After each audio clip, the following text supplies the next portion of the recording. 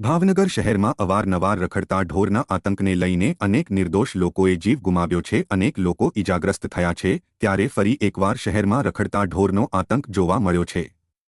ભાવનગરના high court road સતત ટ્રાફિકથી ધમધમતો હોય છે, ત્યારે બે આખલાઓ યુદ્ધે ચડ્યા હતા, જેને લઈને વાહન ચાલકો અને રાહદારીઓમાં ભયનો માહોલ ફેલાયો હતો।